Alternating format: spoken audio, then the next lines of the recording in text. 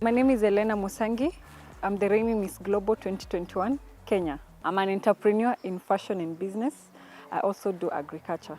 I do farming, yes, poultry farming.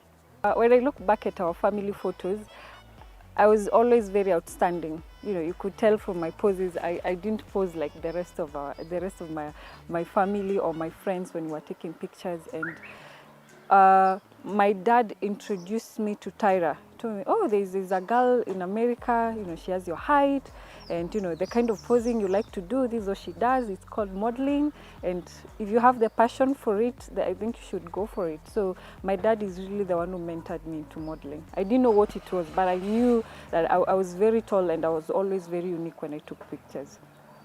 I liked it because I always felt there was something that I loved to express through taking pictures, and not just per se taking pictures because of my height. I'm very outstanding in a crowd. I felt there's so much more that I can do with this, but what could I do? Then when I realized in modeling we could do that, I was very encouraged to pursue it. Basically, as I said, I was mentored by Tyra Banks. Also in journalism, the likes of Oprah and Naomi Campbell. And for me, I've been able to see what they've been able to do in empowering women around the world with the platforms they have. So for me, basically that I have this chance, that is the exact same thing that I want to do. Because of them, because I came across them one time in life, I'm this confident to face life, and I would want to pass the same to someone else. As much as I knew I wanted to do modeling, I didn't know where to begin. Yeah, and as I told you, I grew up mostly in the village areas. They are not so much exposed to that. But when I went to high school, there was a little bit more of exposure. So the first pageant that I did was in high school, and of course I got it. Then way later on, after high school, I pursued different pageants within Nairobi County, which I got several. Then just actually at the beginning of my career, that's when I got pregnant, back in 2014, because it was just a few months after high school. That's when I got pregnant. So after the baby, I told myself that I'll dedicate 2 whole years of my life to raise my child. I didn't want to leave my child in the hands of a nanny or my mom. And I gave that to my child to the very best that I could.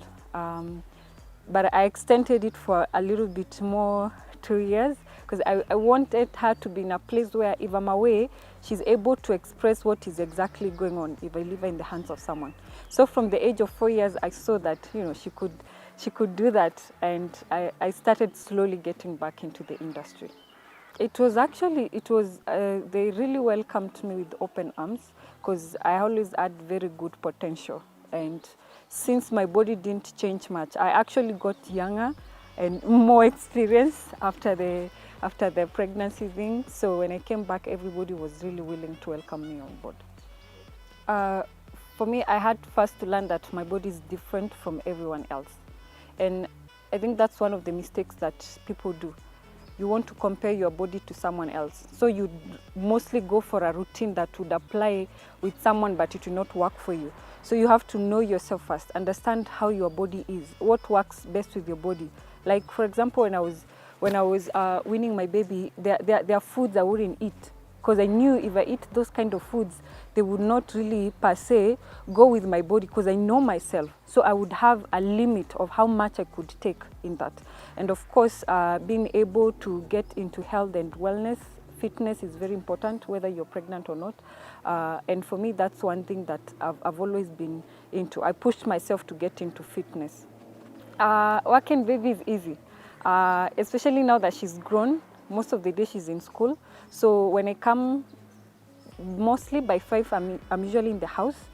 The next 2 hours, between 5 to 7, I dedicate them entirely unto her. Probably, we usually have dinner latest at 7:30. So I tell her now from 8, that is mommy's time to do her work. And I find it quite easy to work with that.